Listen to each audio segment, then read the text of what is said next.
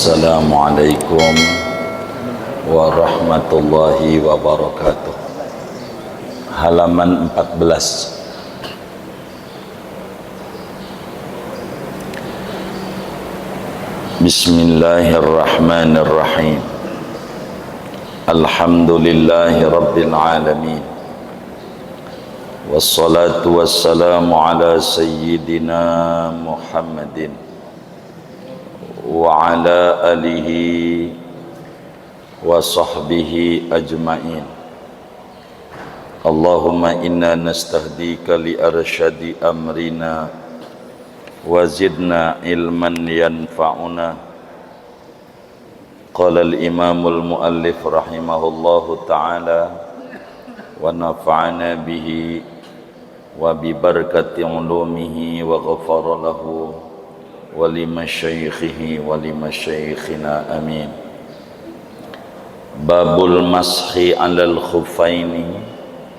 Adapun ini yaitu bab menerangkan hadis-hadis yang mengupas tentang hukum mengusap atas dua khuf.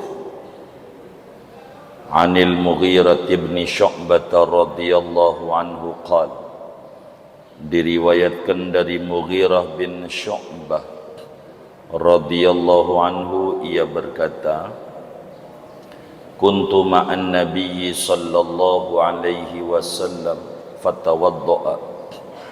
Adalah aku bersama baginda Nabi sallallahu alaihi wasallam, fatawadda'a, lalu Nabi berwudu. Fa ahwaitu li anzi'a khuffaihi, maka mengulurkan tangan oleh aku agar aku melepas akan dua mujahnya Nabi. Faqala, maka Nabi bersabda, da'huma, biarkan olehmu Syu'bah akan dua mujah itu. Fa inni adkhaltuhuma tahirataini, maka sesungguhnya aku memasukkan dua mujah itu padahal keduanya suci. Famasaha alaihima, lalu mengusap Nabi atas kedua mujah itu. Muttafaqun alaihi, hadis riwayat Bukhari Muslim. Walil arba'ati anhu, dan bagi riwayat imam yang empat dari Mughirah, illan Nasa'iyya, kecuali Nasa'i, redaksinya annan nabiyya sallallahu alaihi wasallam masaha a'lal khufi wa asfalah, bahwa Nabi sallallahu alaihi wasallam yaitu mengusap oleh Nabi akan bagian atas mujah dan bagian bawahnya. Wa fi isnadihi dha'fun, dan pada sanad hadis ini yaitu dhaif. Wallahu a'lam bishawab. Saudara-saudara sekalian yang mulia, pertemuan ini kita akan membahas tentang maskhul khuf, mengusap mujah, kaos kaki dari kulit.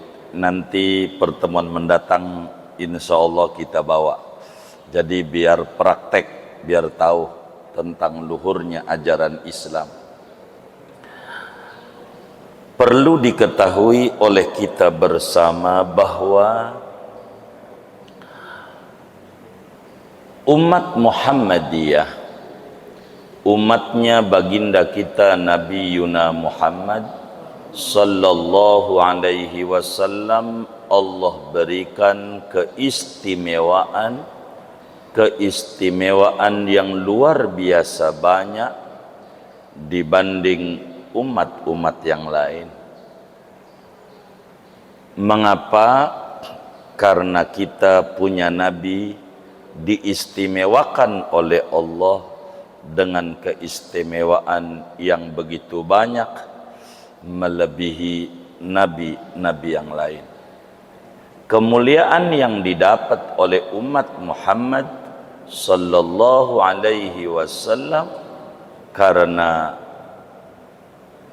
menjadi pengikutnya daripada Nabi Muhammad sallallahu alaihi wasallam. Di antaranya keistimewaan itu materi kita, yaitu mengusap mujah. Mujah itu kayak sepatu, bukan sepatu. Kayak sepatu bayi. Sepatu bayi itu bawahnya nggak ada tapaknya. Ntar kalau ada, saya nilo mujah begitu. Jadi enak neranginnya. Umat ini keistimewaannya banyak. Banyak. Sampai Nabi bilang, Innallaha qad harramal jannata an yadkhulal anbiya'u fiha hatta adkhulaha. Kata Nabi, sesungguhnya Allah haramkan para nabi-nabi masuk ke surga sehingga aku dulu yang masuk ke surga. Nabi kita nabi terakhir, tapi diistimewakan masuk surganya duluan sebelum nabi-nabi yang lain. Sallu ala nabi.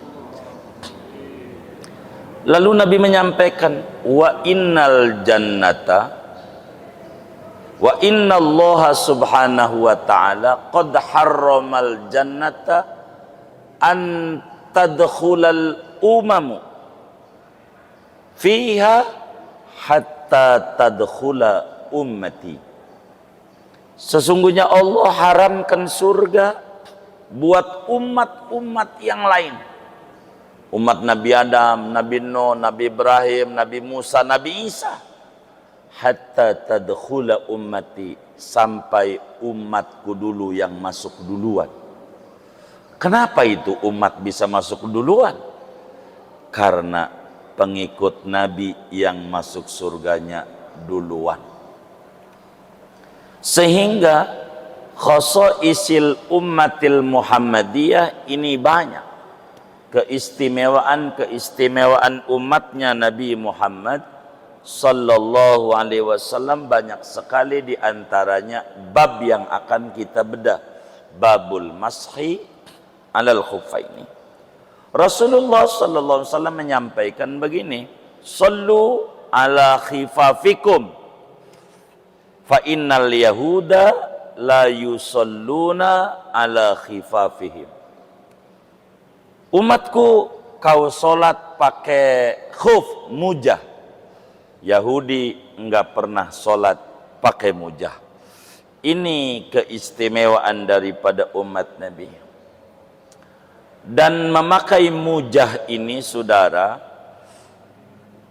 kalau kami lebih senang menyebutnya kaos kaki dari kulit. Jadi kayak sepatu, bukan sepatu, kayak kaos kaki, bukan kaos kaki. Yang enak ada sampelnya.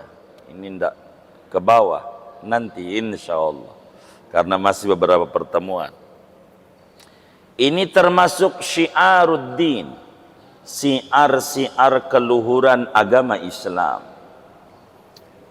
Karena orang-orang yang ahlul bid'ah, dari aliran-aliran sempalan di luar ahlus sunnah wal jamaah, semacam dari Khawarij, semacam dari sebagian kaum Syiah, termasuk juga di dalamnya Syiah Imamiyah, mengingkari ajaran yang dibawa oleh Nabi kita Muhammad sallallahu alaihi wasallam terkait mengusap mujah. Padahal ajaran ini diriwayatkan, kata Imam Hasan Al-Basri radhiyallahu ta'ala an, dari 70 sahabat lebih bercerita menyampaikan bahwa Nabi mengajarkan kepada kita umat mengusap mujah. Mengusap mujah ini, saudara, adalah dispensasi agama. Karena dalam Islam hukum ada dua. Ada namanya azimah, ada namanya rukhsah. Itu hukum Islam. Azimah itu hukum asal. Kayak kita bepergian jauh, ya asalnya dohor 4 di waktu dohor, asar 4 di waktu asar, maghrib 3 waktu maghrib, isya 4, itu namanya azimah, hukum asalnya. Ada rukhsah, boleh dijamak qasar, itu namanya dispensasi agama. Nah, asalnya saudara, dalam wudu itu kita yang disuruh membasuh kaki. Kaki itu kudu dibasuh. Tapi boleh dalam wudu kaki enggak usah dibasuh, diusap sepatunya aja, udah nyetrum adanya. Enggak perlu kakinya dibasuh. Kaki enggak diusap, kaki mah dibasuh. Al-Quran pada surat Al-Ma'idah ayat 6, di mana Allah Subhanahu wa taala berfirman, ya ayyuhalladzina amanu idza qumtum ila shalah faghsilu wujuhakum wa aydiyakum ilal marafiq wamsahu bi ru'usikum. Boleh dibaca begini nih, wa arjulikum ilal ka'bain. Wa arjulikum, enggak wa arjulakum, enggak apa-apa. Lafad arjul ini bisa terhubung kepada tangan dan wajah, berarti maknanya dibasuh. Kalau wa arjulikum maknanya diusap, tapi bukan kakinya, tapi mujahnya atau sepatu kulit, kaos kaki kulitnya. Tar dibawa biar enak neranginnya. Ini rukhsah, pengganti membasuh kaki. Jadi kaki enggak perlu dibasuh, tangan, wajah biasa, tangan, kepala, telinga, kaki yang diusap sepatunya aja. Begitu. Enggak perlu kakinya. Jadi salatnya sah. Biasanya ada di daerah dingin, kalau di Maroko biasa itu yang kayak begitu. Daerah-daerah yang sistemnya kayak begitu, iklim kalau udah dingin banget, itu kayak begitu. Itu mujah biasa. Kalau kita iklimnya tropis, enak begitu. Jadi nggak begitu dikenal mengusap kaos kaki kulit ini. Jadi kita jalan aja pakai itu kemana-mana, karena biar nggak dingin kakinya, nggak dingin. Itu begitu. Namanya khuf bahasa Arabnya. Dan ini adalah materi kita, khuf. Sehingga saudara, agama hadir memberi jalan kemudahan bagi umat, karena memang misi daripada hadirnya Nabi Muhammad sallallahu alaihi wasallam di tengah-tengah kita sebagai rahmatan lil alamin. Jadi materi ini secara umum buat kita orang Indonesia tidak terpakai. Begitu. Daerah-daerah yang dingin, mungkin di kita ada di Bromo lah begitu. Masjid itu dingin, bisa terpakai. Sehingga ini jarang dibedah. Tapi karena kajian hadis, kita kudu demen sama Nabi dan kalamnya, ya kita kudu bedah. Karena ini keluhuran Islam. Walaupun bagi kita tidak terpakai sekarang, tapi suatu saat Anda bisa aja bakal dikirim, ditugasi untuk ke daerah-daerah dingin, enggak bakal ya ini nyeleneh ajaran, enggak, udah ngaji hari Selasa di Mercu Buana, kan begitu. Inilah rahmatan lil alamin. Hadisnya yang pertama dari Sayyidina Mughirah bin Syu'bah radhiyallahu ta'ala an, kata beliau, kuntu ma'an nabi sallallahu alaihi wasallam fatawaddo'a fa'ahwaitu liunzi'a khuffaihi faqala da'huma fa inni adkhaltuhuma tahirataini famasaha alaihima. Apa maknanya? Dari hadis ini saudara, kita bisa fahami. Yang pertama, adab yang lagi banyak dikritik kemarin-kemarin sama sebagian orang. Jadi sahabat Nabi itu, kalau Nabi mau wudu, pengennya buru-buru ngambilin air wudu sebagai khidmat sama ulama. Jadi khidmat sama ulama tuh gede banget ganjarannya. Hormat, adab. Ini Mughirah bin Syu'bah salah satunya. Nabi mau wudu, maksudnya mujahnya pengen dicopotin sama dia. Karena inisiatif, jangan Nabi yang nyopot sepatunya, saya aja. Tuh, itu namanya hormat sama ulama. Adab itu lebih tinggi. Adab. Kenapa anak-anak santri di pondok-pondok sopannya Masya Allah? Karena memang inilah pendidikan yang diajarkan oleh Nabi Muhammad SAW, yang pelan-pelan tapi pasti kena ghazwul fikri, kena perang pemikiran. Repot kita di kampus, repot kita di sekolah, guru jewer dikit kena KPAI, kena HAM, dia nggak paham, jadi serba salah. Akhirnya guru hanya sebatas mengajarkan aja, bukan mendidik. Padahal menteri pendidikan, bukan menteri pengajaran. Departemennya Kementerian Pendidikan, bukan Kementerian Pengajaran. Ada beda antara ngajar sama didik.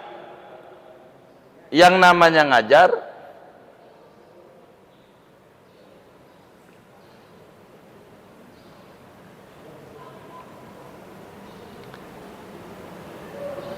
Bapak minta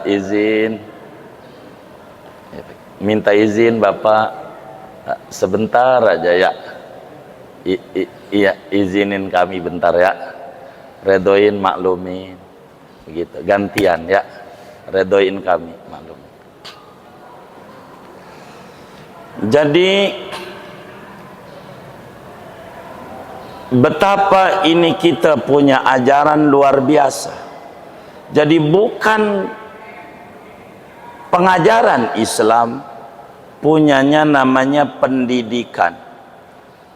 Apa itu pengajaran? Yang penting ditransfer ilmu dari guru ke murid. Itu namanya pengajaran. Tapi kalau pendidikan bukan begitu saja. Diberikan segalanya oleh sang guru. Bila murid salah, bolehlah sang guru menegur. Kalau orang tua nggak mau anaknya ditegur, ya ajar sendiri. Begitu, ajar sendiri. Jadi ini penting di dalam ilmu kependidikan dalam Islam. Jadi ada pendidikan, ada pengajaran. Akhirnya terserah aja dah. Begitu akhirnya. Ini adalah hal yang kurang bagus di dalam agama. Maka Islam perlu adanya lembaga pendidikan, bukan lembaga pengajaran. Ini Mughirah bin Syu'bah karena mendapat pendidikan dari Nabi, ta'zimnya sama guru, sampai Nabi mau wudu pengen copotin sepatunya. Begitu, untuk supaya kakinya dibasuh sama Nabi. Karena Nabi pakai sepatu, namanya khuf, kaos kaki kulit kalau kami menyebutnya. Karena konotasi yang ada di pikiran umumnya kita, kalau mau sepatu seperti apa yang dipakai. Karena khuf beda. Itu kayak begitu. Inilah adab dalam Islam. Adab. Kalau zaman dulu di film-film itu ada gurunya diri jalan, dia muridnya diri nunduk. Kalau sekarang udah nggak usah begitu, gitu. Suka-suka dia. Ini tidak mengerti tentang adab. Begitu yang diatur oleh Islam, dan ini merupakan kerugian di dalam agama. Yang kedua, dari hadis ini kita ambil faham betapa di dalam Islam disyariatkan mengusap mujah, kaos kaki kulit dalam wudu aja, bukan mandi junub, wudu saja. sebagai ganti daripada membasuh dua kaki. Melalui hadis ini. Yang ketiga, dari hadis ini dapat kita pahami bahwa para ulama telah ijma dibolehkan mengusap mujah saat bepergian jauh. Tandanya Mughirah bilang, kuntu ma'an nabiyyi sallallahu alaihi wasallam, dalam satu riwayat pada bepergian jauh. Adapun di rumah, hadisnya nanti di depan akan kita bedah. Jadi boleh kita mengusap mujah walaupun bepergian, walaupun di rumah boleh. Cuman ketentuan berlaku kalau di rumah berapa hari boleh dicabut kudu kakinya dibasuh, kalau bepergian berapa hari diizinkan mengusap mujah tanpa membasuh kaki. Nanti hadisnya kita di depan akan kita bedah sekaligus contoh mujahnya. Jadi boleh kita mengusap dua sepatu baik dalam bepergian seperti hadis ini maupun di rumah, baik karena ada hajat maupun tidak ada hajat, diperbolehkan di dalam agama. Bahkan ulama bilang bisa kafir orang yang nggak percaya pada ajaran mengusap mujah ini, saudara. Kemudian yang keempat, Nabi menjawab kepada Mughirah, da'huma. Pada waktu Mughirah mau lepas, kata Nabi, jangan dilepas. Mujah saya jangan dilepas. Sebab saya masukkan udah wudu dulu. Apa maknanya? Kebolehan mengusap mujah sebagai pengganti membasuh dua kaki ini ada ketentuan dan syarat-syarat yang berlaku. Yang pertama, Nabi sebutkan fa inni adkhaltuhuma tahirataini. Yang pertama, dipakainya sesudah wudu secara sempurna. Contoh, kita sekarang wudu buat sholat dohor, tentu kakinya dibasuh. Udah kaki dibasuh, baru kemudian pakai sepatu itu.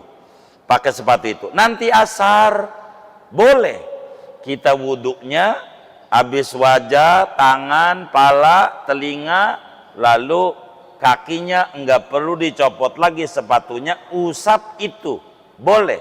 Seperti Nabi pada waktu Nabi wudu mau dicopotin sepatunya sama Mughirah, kata Nabi, jangan, saya sudah wudu sebelumnya sampai kakinya dibasuh, boleh pakai mujah.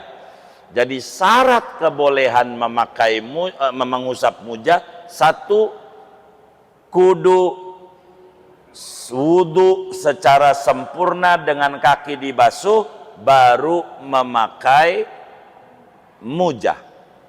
Itu satu. Kalau kita belum begitu nggak boleh, kudu dibasuh kakinya. Itu satu. Dua, syaratnya sepatunya kudu menutupi mata kaki. Mata kakinya kudu ketutup. Kalau mujahnya mata kakinya terbuka, nggak bisa. Kudu kakinya dibasuh. Nggak boleh sepatunya diusap. Kudu menutup mata kaki sampai pertengahan betis, begitu mujah, kayak sepatu abri, begitu tinggi dia, begitu.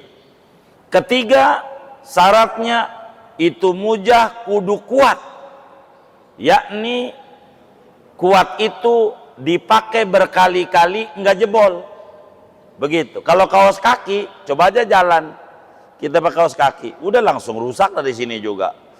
Itu namanya disebut mujah. Jadi an yakuna qawiyan mimma yumkinu tatabu'ul masyi alaihima. Si mujahnya kudu kuat, tidak tembus air, kuat enggak tembus air, Jadi kalau tembus air nggak bisa. Begitu. Begitu. Kayak kaos kaki tembus air, itu nggak bisa ngusap itu. Begitu. Dan kuat. Sehingga kita bertubi-tubi berjalan, tidak mengapa. Begitu. Syarat kebolehan mengusap mujah, satu, dipakainya sesudah bersuci secara sempurna, yakni wudhu, kakinya dibasuh. Itu begitu. Baru pakai mujah. Kalau nggak begitu, nggak jadi. Kedua, kudu menutup mata kaki dan tidak tembus. Ketiga, kuat dibawa jalan kemana-mana. Begitu. Berikutnya dari hadis ini dapat kita ambil bahwa mengusap mujah ini adalah ajaran yang dibawa oleh Nabi kita Muhammad sallallahu alaihi wa alihi wasallam. Hanya para ulama berbeda pandangan. Bagus mana? Membasuh dua kaki kah ataukah mengusap mujah? Menurut imam kita Syafi'i, ya tentu bagus membasuh kaki. Oleh karena mengusap mujah rukhsah, kelonggaran. Membasuh kaki azimah, tinggian azimah, hukum asal dibanding menggunakan hukum dispensasi. Dibanding hukum dispensasi. Begitu. Dan terakhir yang kita petik dari hadis ini, mengusap mujah khusus ada ajarannya pada wudhu saja. Pada mandi tidak ada, kaos kakinya enggak dicopot atau sepatunya enggak dicopot, hanya ada pada ajaran wudhu saja. Sehingga Imam Ibnu Hajar Al-Asqalani, pengarang Bulughul Maram ini, meletakkan mengusap mujah sesudah wudhu, supaya orang faham bahwa mengusap mujah khususnya ada pada ajaran wudhu doang, tidak pada ajaran mandi. Dan ini seperti di muka kita sampaikan, min khasaisil ummatil Muhammadiyah mashul khuffaini badalan an ghaslir rijlain. Di antara keistimewaan umatnya Nabi Muhammad sallallahu alaihi wasallam adalah mengusap dua mujah sebagai ganti daripada membasuh dua kaki, khususnya di daerah yang dingin. Di Mekah sering kita bisa lihat orang kok pakai kaos kaki, sholatnya apanya nggak dicopot, itu namanya disebut khuf namanya. Nanti kalau dibawa enak kita bisa lihat, namanya disebut khuf namanya, atau orang kita menyebutnya mujah karena kayak sepatu bukan sepatu, kayak kaos kaki bukan kaos kaki, maka disebut bahasanya mujah. Inilah di antara keistimewaan umat Nabi Muhammad sallallahu alaihi wasallam. Masih banyak. Kalau ngomongin keistimewaan umatnya Nabi, satu, masuk surganya duluan. Mana lagi keutamaan umatnya Nabi, boleh sholat di mana aja. Di kebun boleh, di rumah boleh, di masjid boleh, di musola boleh, dilanggar boleh. Orang-orang dulu-dulu sholatnya banyak dilanggar, jadi wali gitu. Begitu. Benar nggak? Dilanggar tuh di musola maksudnya. Hah? Iya begitu. Itu begitu saudara. Kalau agama lain sholatnya kudu di gereja, enggak di gereja enggak jadi, enggak boleh di rumah. Kalau kita di mana aja jadi. Wa ju'ilat lanal ardu masjidan wa tahuran. Allah jadikan bumi tempat sujud, tempat sholat maksudnya. Di mana aja sah sholatnya, begitu sah.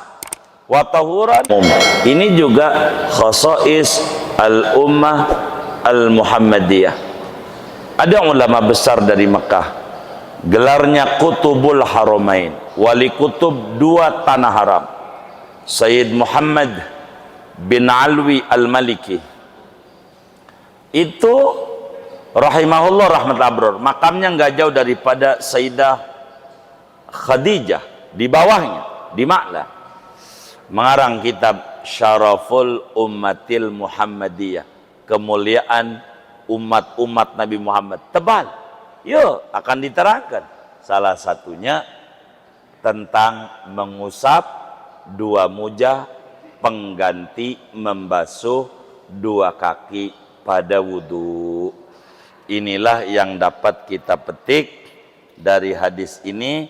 Lalu riwayat yang lain dari Imam 4, Abu Dawud, Tirmidzi, Ibnu Majah, kecuali Nasai, Nabi mengusapnya atas dan bawah, dan ini adalah dhaif. Nanti kita ambil caranya bagaimana ngusapnya. Nanti ngusapnya bergaris begini, kelihatan nggak?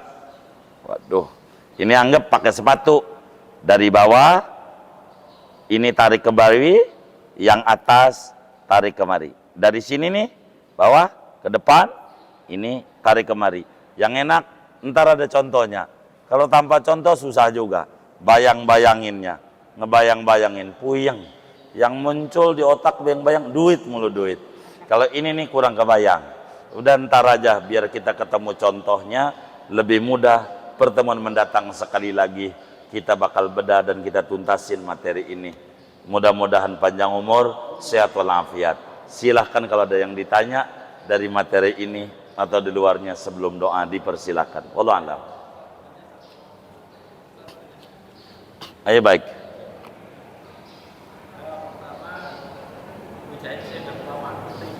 Sudah lama saya melihat dan saya pikir bisa jalan dipraktekkan ya. Tapi ada problem kita.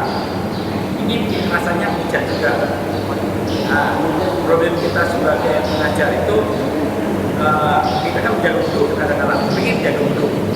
Ketika kita jaga wudhu, maaf ya, sering kita kamar kecil. Boleh nggak kita puja?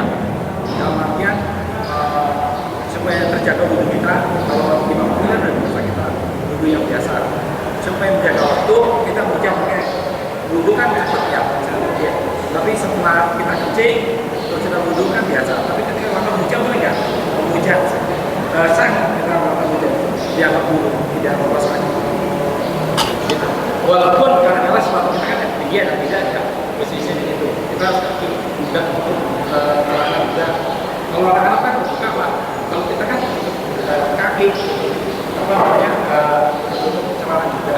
Ya misal, boleh nggak kita lakukan mujah semacam itu? Dan mujahnya apa? Kalau di bawah atau boleh nggak mujahnya digeser? Jadi mujah itu bukan sepatu. Bukan sepatu. Itu yang harus dipahami. Begitu.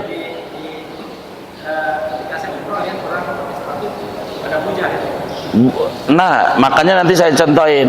Jadi kalau sepatu ada bawahannya, Pak. Bawahannya. Ada apa bawahannya? Buka aja tuh. Khuf namanya. Cari aja tuh. Di Google juga ada. Jadi tahu sepatu bayi? Tahu sepatu bayi? Bawahannya ada nggak? Yang tebelnya tuh? Ada nggak? Hah? Ada? Nggak ada, tipis. Nah, mujah kayak begitu bawahannya. Nggak ada itu ganjal bawahnya. Jadi kita harus pahami, dia bukan sepatu. Bukan sepatu. Jadi kayak sepatu, tapi bukan sepatu. Kayak kaos kaki, masalahnya dari kulit. Begitu. Itu namanya khuf. Karena ini yang ada di daerah yang dingin. Jadi supaya kita bisa pahami, begitu. Dia bukan sepatu yang kayak kita punya. Bukan, itu bukan mujah. Bukan khuf. Itu begitu. Itu lain. Begitu, bukan khuf yang dimaksud. Jadi makanya karena itu saya harus contohin, inilah mujah. Nanti bakal saudara muncul pertanyaan-pertanyaan, silakan kalau pakai itu. Begitu. Tapi kalau sepatu kita nggak bisa. Sepatu kita. Begitu. Sepatu abri aja nggak bisa. Sebab bawahannya ada haknya. Ada haknya. Karena Ini kalau mujah itu kalau sujud kakinya tetap dilipat. Kakinya bisa dilipat. Kalau sepatu itu kira-kira kakinya bisa lipat enggak? Salatnya enggak sah. Maka ada aturan. Inilah yang kemudian kita bakal bedah. Yang enak pakai contoh lah. Kurang lebih itu akan lebih mudah. Ini loh begitu. Jadi ngajarinnya enak.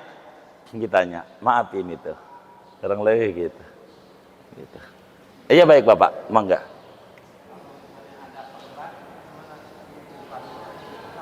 Kenapa tuh? Ada perban. Jadi kalau berbicara mujah dan perban jadi begini, itu berbicara aturan wudhu yang kemarin. Di antara syarat-syarat sah wudhu, dari banyak syarat, salah satunya adalah adamul mani', tidak ada yang menghalang-halangi antara air sampai ke anggota wudhu.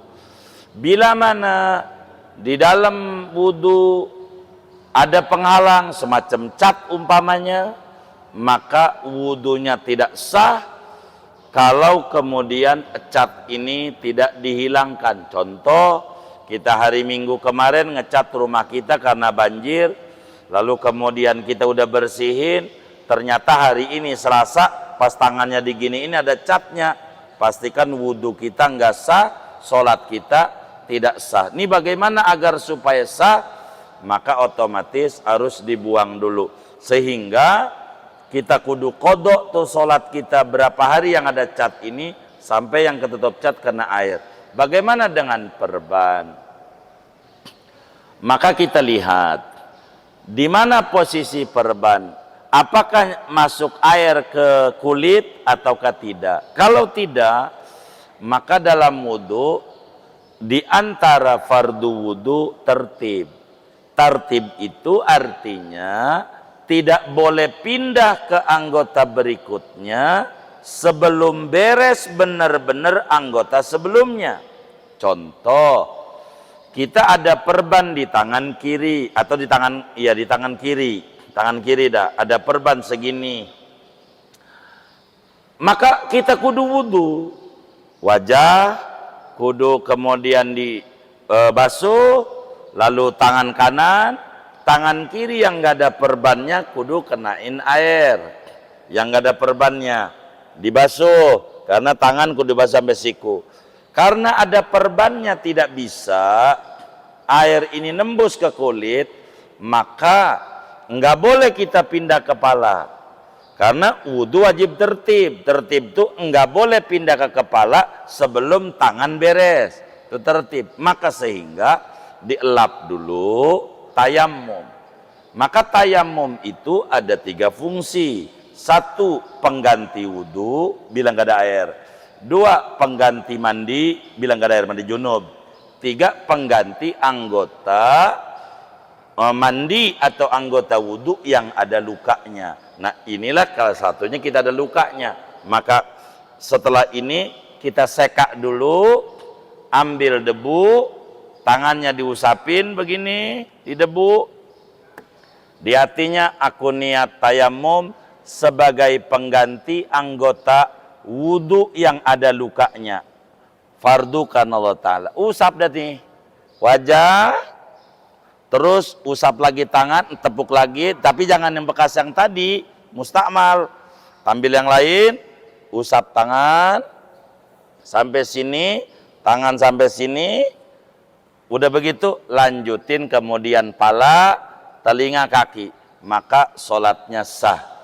Yang paling cakep, bila kemudian luka itu adanya di kaki. Kalau lukanya di kaki, enak. Tayamum dulu, jadi baru wudhu, begitu. Kalau di kaki, percis kayak mandi junub, begitu. Kalau mandi junub karena tangan ini ada lukanya, kan yang luka tangan, si Emen kan sehat, Emen.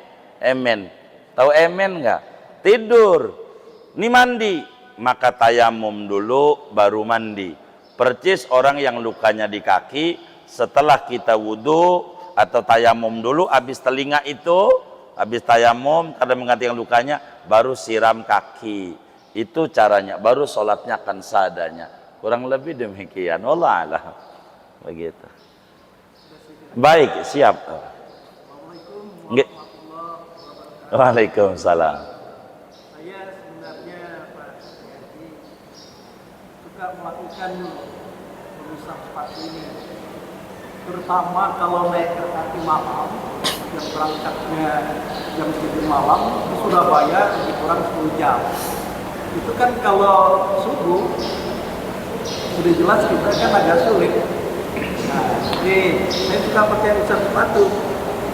Jadi tetap yang lainnya pakai karena ada keran gitu. Jadi saya sebenarnya udah praktekkan ini sepatunya aja. Jadi semuanya biasa, punya sepatu saya usap. Cuma pengerjaan usapnya nggak sampai bawah, atasnya aja. Kalau dikatakan memakai sepatu asli, enggak juga. Tapi kaos kaki itu menutup mata kaki, kaos kaki. Pengertian saya, kalau saya tidak lepas sepatu, kebetulan nggak pakai sandal, itu akan kotor lagi saya tempat duduk ke kereta api. Sehingga saya ijtihad. Sudah saya pikir dulu saya juga pernah mendengar yang disampaikan Ustaz, mengusap sepatu itu dibolehkan, tapi tidak sedetail ini. Bagus sekali Ustaz penjelasannya detail. Jadi saya berkeyakinan daripada subuh saya nanti terawat karena akan sampainya jam 8 atau setengah 9 pagi. Jadi subuhnya itu saya lakukan seperti itu dengan keyakinan ini situasi yang tidak memungkinkan kalau kita ini, karena maklumlah kalau di kereta api itu ya, itu kalau kita lepas sepatu kadang-kadang tidak seperti di kamar mandi kita, kan agak beda gitu. Nah itu yang kita jaga, jangan sampai ada kotoran-kotoran yang membatalkan. Jadi saya sering lakukan gitu kita. Cuman pemahaman detail ini bagus sekali ini. Jadi agak ekstra hati-hati lah di dalam. Iya, rada mirip dengan bapak kita yang tadi. Jadi bukan sepatu seperti kita. Nantilah itu yang disebut khuf. Namun saya harus sampaikan kepada bapak kita yang mulia, bila kasus seperti itu terjadi lagi di kereta api dan kondisi yang darurat itu, yang disuruh oleh agama adalah sholat menghormati waktu namanya Pak.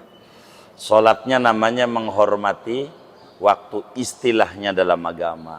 Artinya bapak sholat subuh aja. Kalau wudhu amat sangat sulit pada bapak umpamanya karena kotor dan seterusnya, tayamum juga tidak mungkin begitu. Atau wudhu memungkinkan lalu sholatnya nggak mungkin juga karena sholat kudu menghadap kiblat, sholat tuh kudu sholatnya diri, tidak duduk. Apalagi kita menghadap Surabaya, otomatis sholatnya menghadap timur. Itu nggak sah, nggak ada ajarannya. Jadi bagaimana tuh? Yang diajarkan oleh Nabi namanya sholat menghormati waktu. Jadi bapak kita yang mulia sholat aja subuh itu sebisa bapak begitu. Umpamanya ini adalah kursi kereta begitu, sholat aja biasa subuh. Saya seperti subuh 2 rakaat dan seterusnya dah. Allahu Akbar, ruku sujud salam. Nanti sesudah turun ada kesempatan dengan lengkap itu diulang. Walaupun udah jam 9 Bapak. Walaupun jam 9 mau dohor silakan. Begitu, enggak mesti habis turun langsung nyari masjid. Enggak, mau sarapan dulu baik. Saya dohor aja dan mengulangnya. Ini namanya mengulang. Untuk apa tuh tadi di kereta itu kudu sholat seperti itu? Namanya supaya waktu sholat tidak lepas daripada sholat. Tapi semampu kita. Tujuannya semampu kita, mohon maaf andai kereta ini tidak nyampe ke tujuan dengan selamat, mohon maaf lalu kecelakaan kita mati, maka matinya husnul khotimah, udah sholat semampu kita. Itu percis kayak di pesawat, percis. Jadi begitu, kalau ngalamin kayak begitu, namanya sholat menghormati waktu. Jadi menghormati waktu nanti wajib diulang. Walaupun jam 9, walaupun jam 10 pun dohor, nanti diulang manakala kita sudah terpenuhi persyaratan. Bahasa mudahnya, inilah yang saya bisa. Dalam keadaan agama itu, dalam kaidah hukumnya, al-maisur la yasqutu bil maksur. Yang bisa enggak langsung otomatis hilang dengan adanya yang sulit. Sebisa kita aja dulu, nanti udah turun, diulang sesempurna mungkin. Aturannya sedemikian. Bapak sholatnya udah cakep, nanti diulang aja. Tapi kalau ngomongin ngusap ini, bukan sepatu kita. Seperti tadi bapak kita juga yang nanya tadi. Karena beda. Dia memang ada aturan. Nanti saya akan ajarkan sesempurna mungkin cara ngusapnya. Karena yang enak harus pakai contoh. Sepatu kita itu umumnya semuanya di bawah mata kaki. Dan itu nggak bisa. Yang kedua, sepatu kita bawahnya ada haknya istilahnya. Sebetulnya bukan hak. Karena hak tuh yang muncul begini nih. Ada lapisan bawah yang kayu ini yang keras ini. Kalau mujah itu nggak ada. Percis kayak kaos kaki, cuman bedanya kulit aja lah, kulit. Paling pakai resletingnya aja doang. Itu begitu. Jadi ada resletingnya di sampingnya. Itu begitu. Enak. Kalau saudara bawa, nanti sekarang medianya mudah, beli aja. Mujah, itu kulit. Kalau bukan kulit nggak bisa juga. Begitu. Ini nanti supaya kita bisa pahami. Boleh nanti kita sholat kayak begitu. Kalau dalam bepergian jauh, 3 hari, 3 malam, dalam di rumah sehari semalam. Nanti di depan hadisnya. Sekali lagi pertemuan, saya nggak mau habisin walaupun kurang terpakai di kita begitu. Tapi karena ilmu Rasulullah penting untuk menjadi wawasan keilmuan kita, dan kita asik dengan membaca kalam-kalamnya Nabi karena penting bagi kita. Jadi sehingga saya nggak mau kebut-kebut walaupun kajian ini mohon maaf kurang terpakai lah, kurang lebih begitu. Tapi ilmu kita nggak boleh, harus cinta sama ilmu, kurang lebih begitu. Wallahu a'lam. Sudah, baik. Iya, mengulang itu bahasa Arabnya iadah. Mengulang itu bahasa Arabnya iadah. Tanpa perlu disebut, sholat aja. Sholli fardhu barokaatin atau subuh sholli fardhu subi, normal aja sholatnya. Begitu, mengulang itu. Begitu. Dan enggak mesti harus buru-buru. Karena kita bukan karena unsur kesengajaan. Begitu. Begitu. Itu tindakannya udah cakep, tinggal ditambah i'adah aja Bapak, itu udah mulia sekali itu, kurang lebih demikian. Wallahu a'lam. Sudah, baik, doa.